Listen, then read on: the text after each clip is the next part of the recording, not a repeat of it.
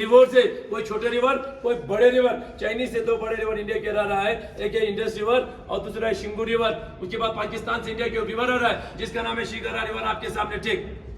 उसके बाद इस मॉडल के अंदर कुछ रेड लेटर में कुछ गांवों का नाम लिखा हुआ रेड लेटर में, जैसे कि गुलतारी, गोंड, मटियल, बिजोदन, मरोल, ये पीओके का कुछ गांव है जो कि अभी भी इसके अंदर मौजूद है। पीओके क्या होता है? पाकिस्तान ऑक्यूपाइड पाकिस्तान ऑक्यूपाइड कश्मीर, जो कि पाकिस्तान वाले बोलते हैं आजाद कश्मीर। उसके बाद जितना भी एरोहेड मिरर इंडिकेट कर रहा है ये एलओसी है। एलओसी क्या होता है? Line of control. मुझे आवाज नहीं आ रहा है। Line of control. Line of control ध्यान से सुन लेना। ये जो कारगिल वॉर कैसे हुआ, क्यों हुआ? कारगिल वॉर नहीं होना था, कारगिल वॉर धोखे से हुआ। पाकिस्तान ने हमारे साथ बहुत धोखा किया था, इसलिए जो कारगिल वॉर 1999 में पाकिस्तान के साथ वॉर हुआ। 1999 से पहले इंडियन आर्मी और पाकिस्तान के बीच में एक एग्रीमेंट के ऊपर साइन किया गया था कि विंटर्स के टाइम पे दोनों मुल्क उस हाइट के ऊपर नहीं बैठेंगे जहां पे ज्यादा बर्फ होता है। ना तो इंडियन आर्मी ना तो पाकिस्तान के रेंजर्स, उनको रेंजर्स बुलाया जाता है। क्या बुलाया जाता है? रेंजर्स। इंडियन आर्मी एग्रीमेंट के हिसाब से नीचे डाउन हुआ, मगर पाकिस्तान ने ऐसा नहीं किया। पाकिस्तान धीरे धीरे अंदर आना शुरू हो गया और हमारा कुछ पोस्ट धोखे से चोरी छुपाते ऑक्यूपाई किया। वो कौन सा पोस्ट है आप लोग जमीन के अंदर देख लेना। सबसे पहले द्रास के अंदर तोलोलिंग 5140 टाइगर हिल 0.4875, उसके बाद कारगिल के अंदर 0.5608 कक्सर इन मजदार, लास्ट में बटालिक के अंदर जुबर हाइट, मुंटू डालू, खलुबार पोस्ट एंड यलदौर। ये पूरे का पूरा जमीन आप लोगों को यहाँ पे देखने में छोटा दिखाई देगा, मगर द्रास से लेके बटालिक तक अबाउट 134 किलोमीटर जमीन उन्होंने धोखे से चोरी छुपाते ऑक्यूपाई किया था। उस दौरान इंडियन आर्मी एग्रीमेंट के हिसाब से नीचे डाउन हुए थे। पाकिस्तान ने जितने भी जगह जमीन पोस्ट ऑक्यूपाई कर लिया। अब थी इंडियन आर्मी की बारी, उसको कैसे रिकैप्चर करना है ध्यान से सुन लेना। बटाली के अंदर इंडियन आर्मी को कैसे पता चला कि हमारा पोस्ट ऑक्यूपाई हो चुका है। बटाली के अंदर एक पोस्ट है जिसका नाम है मुंटू डालो। क्या लिखा हुआ है? मुंटू डालो। आवाज नहीं आ रहा है। मुंटू डालो। मुंटू डालो 506 के ऊपर एक चरवाहा था, भेड़ बकरी चराने वाला लद्दाखी सिविलियन जिसका नाम था टाशी नमग्याल। क्या था? ताशी नमग्याल। ये जो टाशी नमग्याल मुंटू डालो इलाके के अंदर हर हमेशा भेड़ बकरी ऊपर नीचे करते रहते थे। एक दिन मुंटू डालो इलाके के अंदर उसने वहां पे कुछ हरकत को देखा। वहां पे कुछ लोग हरकत कर रहे थे। पहले उसने देखा कि ये इंडियन आर्मी है कि पाकिस्तान आर्मी है। वहां पे उसने देखा लंबे चौड़े पठानी सूट में 8 से 10 लोग पत्थर से बंकर बना रहा था। उनको कंफर्म हुआ कि ये इंडियन आर्मी नहीं है, पाकिस्तान आर्मी। इसीलिए फटाफट बटालिक बेस में आके इंडियन आर्मी को इंफॉर्मेशन दिया जाता है, सर मुंटू डालो इलाके के अंदर कुछ हरकत हो रहा है, आप लोग देख लेना बोल के। इंडियन आर्मी फटाफट एक्टिवेट हो जाता है और वहां पे पेट्रोलिंग तैयार किया जाता है। उस पेट्रोलिंग कमांडर का नाम था कैप्टन सौरभ कालिया। क्या था? कैप्टन सौरभ कालिया। कैप्टन सौरभ कालिया के साथ 10 जवान इंडियन आर्मी द्वारा सबसे पहले यहाँ से पेट्रोलिंग के लिए भेजा गया। भेजा तो जाता है 10 जवान, वहां से एक भी जवान वापस नहीं आया। पूरे का पूरा जवान वहां पे शहीद हो गया। इसीलिए फटाफट इंडियन एयरफोर्स द्वारा वहां पे एक ऑपरेशन लॉन्च किया जाता है। उस ऑपरेशन का नाम था ऑपरेशन सफेद सागर। ऑपरेशन सफेद सागर इसलिए नाम दिया गया क्योंकि ज्यादा हाइट होने की वजह से इंडियन आर्मी और इंडियन एयरफोर्स दोनों मिलकर उस ऑपरेशन को सक्सेसफुल बनाया। ऑपरेशन तो सक्सेसफुल हो गया, मगर खलुबार 4812 के ऊपर हमारी 111 गोरखा राइफल का कैप्टन मनोज कुमार पांडे बहादुरी के साथ, ईमानदारी के साथ लड़ते लड़ते वहां पे वो शहीद हो गया। उनकी वीरता को देख के, उनकी बहादुरी को देख के भारत सरकार द्वारा उनको सबसे पहले परमवीर चक्र से सम्मानित किया गया। नेक्स्ट आता है द्रास के अंदर तोलोलिंग। क्या लिखा हुआ है? ये जो तोलोलिंग मेन था हमारे लिए बहुत ही इंपॉर्टेंट था। क्यों जरूरी था हमारे लिए इतना? क्योंकि श्रीनगर से आते समय ये जो रेड लाइन आ रहा है द्रास होते हुए कारगिल, कारगिल से रेड लाइन जा रहा है लेह लद्दाख तक, ये हमारा NH1 है, नेशनल हाईवे 1 तोलोलिंग के नीचे से आ रहा है। इसीलिए ये पाकिस्तान की निगरानी में था। अगर आज हम सबसे पहले तोलोलिंग को रिकैप्चर नहीं करते तो आज यहाँ पे कौन होते? पाकिस्तान। ऐसा होने देते नहीं, ऐसा होने देते नहीं। ऐसा ना हो। तोलोलिंग को रिकैप्चर करने के लिए कैप्टन विजय थपर को टास्क दिया। कैप्टन विजय थपर बहादुरी के साथ, ईमानदारी के साथ तोलोलिंग को रिकैप्चर करने के बाद 22 साल की उम्र में यहाँ पे शहीद हो गया, जिसका द लास्ट पोस्ट आप लोग यहाँ पे जरूर पढ़िए। द लास्ट पोस्ट करके आप लोगों को प्राउड फील होगा, फख्र महसूस होगा। शहीद होने से 2-3 दिन पहले अपने पिताजी के नाम खत लिख के वो शहीद हुए। बाद में आप लोग अच्छे से पढ़ सकते हैं। उसके बाद पॉइंट 5143 को रिकैप्चर करने के लिए कैप्टन विक्रम बत्रा को टास्क दिया। आप सभी को मालूम होगा कैप्टन विक्रम बत्रा का दूसरा नाम भी है शेरशाह। फिल्म देखते समय इतना चिल्लाया होगा।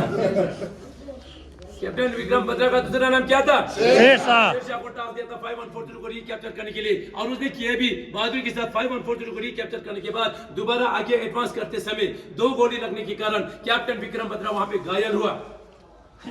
घायल होते ही अपने सीनियर ऑफिसर को यहाँ से 4 वर्ड का एक मैसेज भी पास किया जाता है। वो मैसेज क्या था?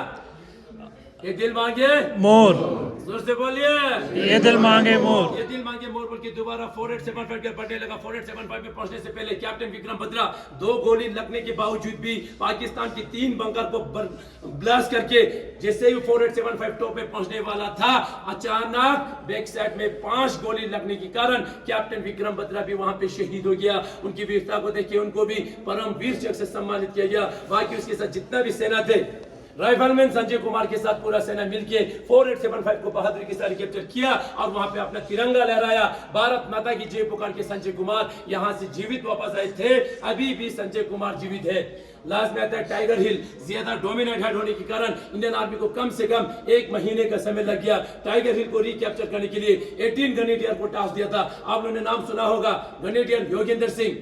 ग्रेनेडियर योगेंद्र सिंह के साथ जितना भी सेना थे, टाइगर हिल को 1 महीने के अंदर पूरे का पूरा रिकैप्चर तो कर लिया, मगर योगेंद्र सिंह को टाइगर हिल के ऊपर पहुंचते पहुंचते कम से कम 17 गोली लगा उसको। वहां पे 17 गोली लगने के बावजूद भी किसी भी तरह रेंगते रेंगते जाके अपना तिरंगा वहां पे लहराया। भारत माता की जय पुकार के योगेंद्र सिंह 17 गोली लगने के बाद यहां से जीवित वापस आए थे, अभी भी जीवित है।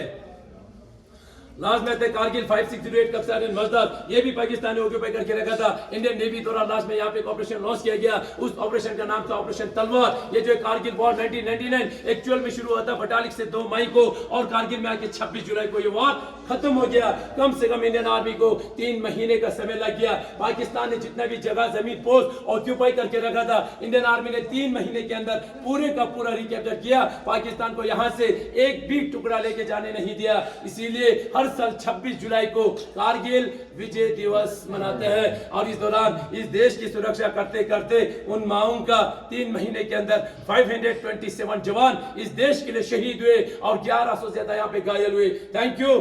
जय हिंद। जय हिंद। आप सभी को मैंने यहाँ पे कारगिल वॉर की ब्रीफिंग किया, आप लोग को अच्छे से समझ में आया? मैंने आप लोग को यहाँ पे कारगिल वॉर 3 मिनट के अंदर ब्रीफिंग किया, जो कि बहुत ही कम होता है। 3 महीने को 3 मिनट के अंदर बोलना बहुत कम होता है। मैं आप लोग को यहाँ पे फोर्स नहीं कर रहा हूँ, मैं आप लोग को यहाँ पे जबरदस्ती नहीं कर रहा हूँ कि भारत माता को जोर से बोलिए, भारत माता को ऊंची आवाज में बोलिए। मैं आप सभी से विनती करता हूँ, इस भारत माता को हमेशा ऊंचा रखिए, क्योंकि मैं वो देख के आया हूँ। मेरे जवान वहां पे शहीद होते समय सबसे पहले भारत माता की जय पुकार के शहीद होता है।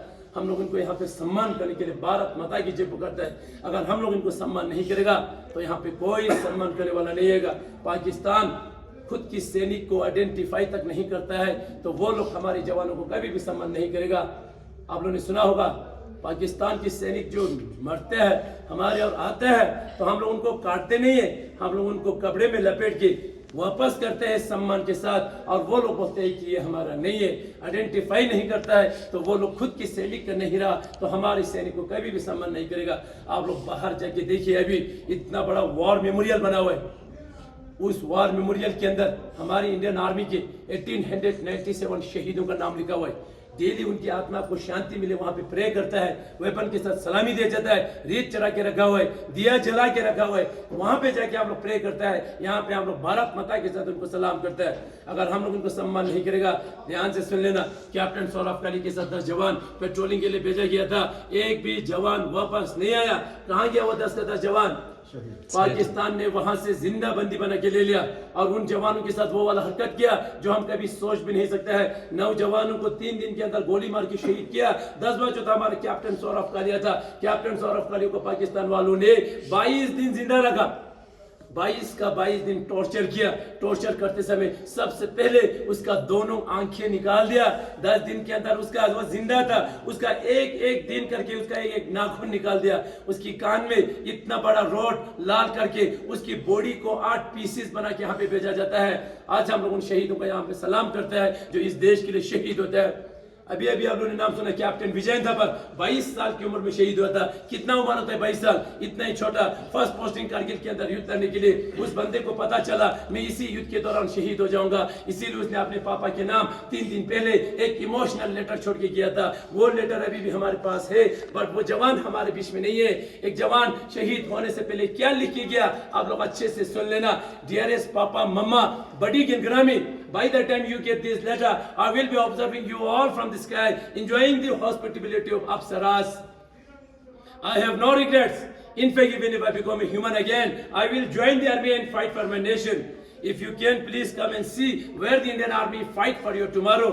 As far as this unit is concerned, the new chop should be told about this sacrifice. I hope my photo will be kept in the Alpha Company Mandir with Karni Mata के साथ उसका photo लगाने के लिए बता रहा है. Whatever organ can be should be taken then. उसके जितना भी organ जो था उसने पहले ही पूरा donate कर दिया. Contribute some money to orphanage and keep on giving 50 rupees to Roxana per month and meet Yogi Baba.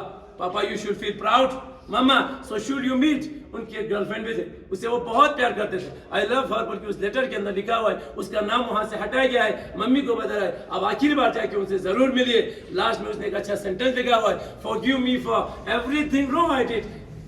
अब वो 22 साल की उम्र में क्या गलती कर सकता है. 22 साल की उम्र में उसका जीवन स्टार्ट था. 22 साल की उम्र में इस देश के लिए शहीद हुए. उन वीर शहीदों का हम यहाँ पे सलाम करता है. कहीं भी जाता है उनको सम्मान कीजिए, कहीं भी जाता है उनको रेस्पेक्ट कीजिए. कल हमारी घरों से होगा, कल हमारा बेटा हो सकता है, अपना भाई हो सकता है, अपना रिश्तेदार हो सकता है. उनको कहीं भी जाता है उनको रेस्पेक्ट कीजिए, सम्मान कीजिए. हम कतई ये नहीं बोलते कि वो मुंबई से शहीद हुआ, दिल्ली से शहीद हुआ. हमेशा एक ही वर्ड यूज करता है कि मेरा अपना भाई इस युद्ध के दौरान शहीद हुआ. क्यों बोलते हैं मेरा अपना भाई? क्योंकि युद्ध के दौरान मेरा अपना पापा मेरे साथ में नहीं होगा, मेरा अपना सगा भाई भी मेरे साथ नहीं होगा. अगर मेरे साथ कोई होता है तो यही लोग होते मुझे कांधा देने के लिए. इस चीज को हम कभी भी इग्नोर नहीं कर सकते हैं. आप लोग कहीं भी जाइए, अगर वो लोग शहीद होने से पहले भारत माता की जय पुकार सकता है तो हम लोग उनको हमेशा सम्मान करने के लिए यहाँ पे भारत माता की जय पुकारता है. भारत माता की जय, भारत माता की जय, भारत माता की जय. Thank you sir. आज के दिन आप सभी लोग हमारे इस हॉल ऑफ फेम आने के बाद हमारे इन वीर शहीदों को याद किया, इनको सम्मान दिया, इनको रेस्पेक्ट किया. उसके लिए मैं आप सभी को दिल से मैं धन्यवाद बोलता हूँ. यहाँ तक मेरा कारगिल का ब्रीफिंग समाप्त हो जाता है. Thank you. जय हिंद. जय हिंद.